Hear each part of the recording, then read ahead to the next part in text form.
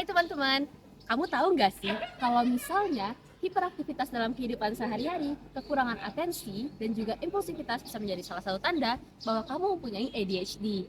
Nah, tapi nggak boleh langsung diagnosa diri sendiri ya, karena diagnosa itu dilakukan oleh tenaga profesional, khususnya psikolog.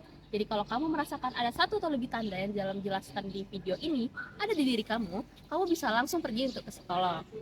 Nah, ngomong-ngomong tentang ADHD, inilah gangguan yang sering mendapat miskonsepsi atau pandangan-pandangan negatif serta kesalahpahaman. Karena ADHD itu adalah suatu gangguan yang nyata, namun orang-orang sering mengira bahwa ADHD itu adalah gangguan yang tidak nyata ataupun disebabkan oleh pola asuh yang salah, kurangnya disiplin, lalu pola diet yang salah ataupun konsumsi gula yang berlebihan. Dan juga ada anggapan bahwa ADHD hanya dimiliki oleh anak-anak dan tidak oleh orang dewasa. Nah, ini adalah pandangan-pandangan yang salah. Dan mereka juga bukannya individu yang malas ataupun yang bodoh, namun mereka hanya memiliki pendekatan yang berbeda dalam belajar dan juga dalam belajar dalam kehidupan sehari-hari. Nah, untuk penjelasan lebih lanjut tentang ADHD, teman-teman bisa nonton video ini sampai akhir ya. Menurut Manual Diagnostik atau DSM-5, Attention Deficit Hyperactivity Disorder atau ADHD merupakan gangguan perkembangan saraf yang membuat seorang sulit untuk tetap fokus, teratur, dan seringkali aktif dan juga impulsif. Nah, orang-orang dengan ADHD ini biasanya mereka akan kesulitan untuk fokus pada tugas, seringkali terlihat tidak mendengarkan, kehilangan barang-barang yang diperlukan dengan tingkat yang tidak sesuai dengan usia mereka. Sering terlihat aktif, gelisah, sulit untuk duduk diam, mengganggu aktivitas orang lain, sulit untuk bisa menunggu giliran. Nah, di Indonesia sendiri belum terdapat angka yang pasti mengenai kejadian ADHD ini, meskipun banyak ditemukan juga loh pada anak usia prasekolah dan usia sekolah. Nah, menurut data dari Badan Pusat Statistik Nasional tahun 2007, sekitar 82 juta anak di Indonesia, 1 dari 5 diantaranya yang masih di bawah usia 18 tahun, memiliki masalah kesehatan jiwa. 16 juta diantaranya itu termasuk juga ADHD. Nah, di dalam DSM-5 ada beberapa kriteria-kriteria yang dijadikan acuan oleh tenaga kesehatan, terutama psikolog, untuk mendiagnosis adanya gangguan ADHD. Kriteria yang pertama, gejala ketidakfokusan ini muncul secara terus-menerus dan berlangsung selama 6 bulan. Kriteria yang kedua, gejala-gejala ini dapat muncul pada individu sebelum berusia 12 tahun. Kriteria yang ketiga, gejala-gejala ini dapat muncul setidaknya pada 2 lingkungan, bisa lingkungan pertemanan, lingkungan akademik, lingkungan pekerjaan, dan lingkungan aktivitas lainnya. Kriteria yang keempat, gejala-gejala ini dapat dibuktikan dengan adanya gangguan pada aktivitas sosial, aktivitas pekerjaan, dan aktivitas lainnya.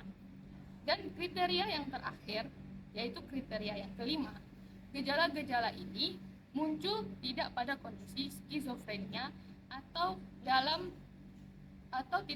tidak masuk dalam kriteria gangguan-gangguan mental lainnya. Aku cek ya tugas kita kemarin.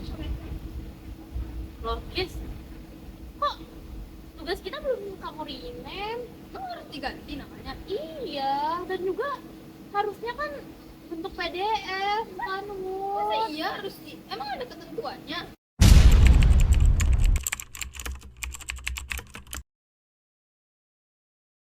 Tau nggak? Aku kemarin ke Transmart. Aku kaget banget. Sebenarnya aku nggak kaget sih, lebih kayak nyesel.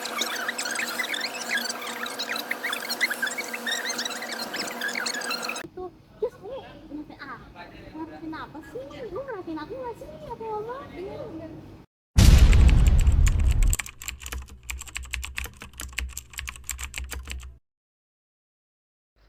Harus fokus, pokoknya malam ini harus siap.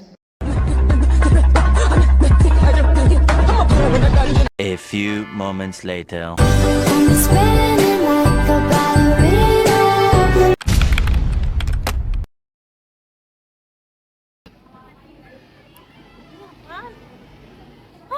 Ada tugas. Ih, ih, kan. Aku lupa ngumpulin tugas aku. Ya udah, kerjain. Aku kemarin kerjain. Aku udah kerjain, tapi aku lupa ngumpulinnya. Makanya tugasnya kebanyakan banget. Aku jadi bingung harus kerjain yang mana. Ya udah, satu-satu dipikirin tugasnya.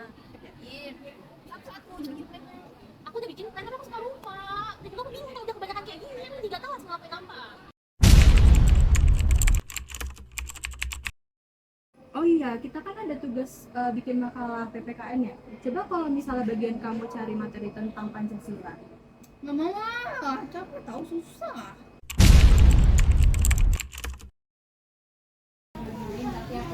Cus, balik yuk. Oh iya, aku bayar dulu ya. Oke. Weh Put, ketinggalan dompetku. Beneran? Iya. Yaudah, QRIS aja. Oh iya, cari dulu HP. Cari juga HP. Kebiasaan.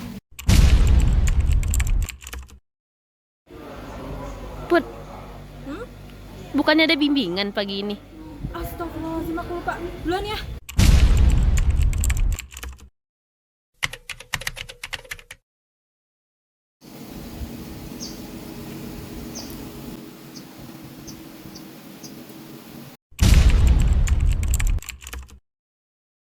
Akhirnya bisa datang juga ke pengajian ustazah yang ini. Aku udah lama mau datang ke sini, tapi akhirnya kesampaian deh sekarang. Tapi langit-langitnya bagus banget ya di sini. Gak expect tempatnya sebagus ini. Itu orang kenapa ya? Kira-kira perlu bantuan gak ya? Apa aku bantu? Tapi aku takut kayak ngerusuhin gitu. Bantuin gak ya? Yaudah deh, bantuin aja sekarang. Nah, udah deh. Tapi ustazahnya gak datang-datang ya? Apa aku makan dulu kali ya? Tadi aku belum sempat makan. Tapi aku bosan banget di sini, nggak tahu ngapain kalau misalnya acaranya nggak mulai-mulai. Apa aku pergi ke sana dulu aja ya? Yaudah deh, pergi dulu deh. Tahu nggak? Tadi kadang ke depan kan, terus ada yang lucu banget. Terus aku ketemu sama si itu Sasa. Terus Sasa tau nggak? Terus dia kayak tiba-tiba kayak ketawa gak jelas. Terus lu ngapain? Main.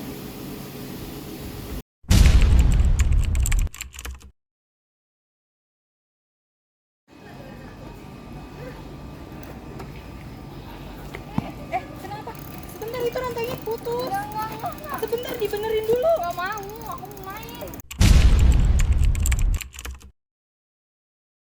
Kamu pernah gak? Pernah? Pasti di rumah Sasa kan? Iya. Aku pernah tahu ini di rumah Sasa, ibunya baik banget. Iya, ibunya baik. Oh tapi iya. aku belum selesai ngomong.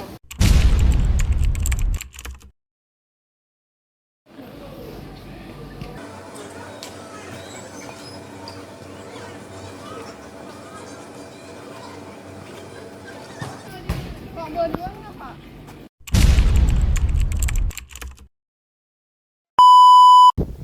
Jika kamu didiagnosa memiliki ADHD, ada dua intervensi yang bisa dilakukan. Yang pertama adalah penggunaan obat-obatan. Penggunaan obat-obatan ini bisa berupa obat-obatan stimulan dan non-stimulan. Ini bergantung dari resep-resep yang diresepkan oleh terapis. Nah, gunanya obat-obatan ini adalah untuk mengurangi perilaku yang tidak diinginkan dan juga meningkatkan fokus dari penderita ADHD.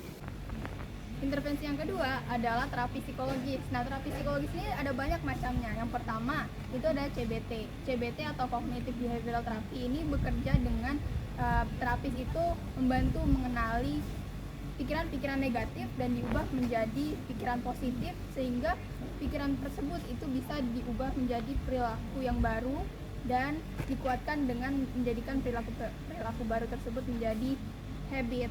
Nah, yang ketiga adalah pelatihan keterampilan. Pelatihan keterampilan ini dapat berupa pelatihan manajemen waktu, pelatihan keterampilan belajar, dan juga pelatihan organisasional seperti pembuatan planner. Nah, Permisi Kak, mohon maaf sebelumnya. Kak, tolong jangan rekam di sini ya Kak, soalnya lagi ada pelatihan. Oh iya, maaf ya Kak, kamu pergi dulu. weh, diusir kami. Jadi, kalau untuk terapi yang terakhir, sebenarnya terapi itu bisa dilakukan secara bersamaan, atau maksudnya gabungan dari terapi-terapi yang sudah saya sebutkan sebelumnya, dan itu terbukti lebih efektif dengan melakukan terapi gabungan. Nah, ada beberapa tips yang bisa dilakukan untuk penderita ADHD. Apa ya? Jadi yang pertama bisa dilakukan dengan memeriksa rencana 3 kali sehari. Yang kedua yaitu dengan membuat to-do list setiap harinya. Yang ketiga, kalian bisa mulai mengorganisir barang dari hal yang paling kecil, seperti mengembalikan barang pada tempatnya. Nah, untuk tips yang keempat, kalian bisa simpan barang-barang yang ingin kalian ingat di tempat-tempat yang mudah terjangkau, misalkan pulpen atau pensil.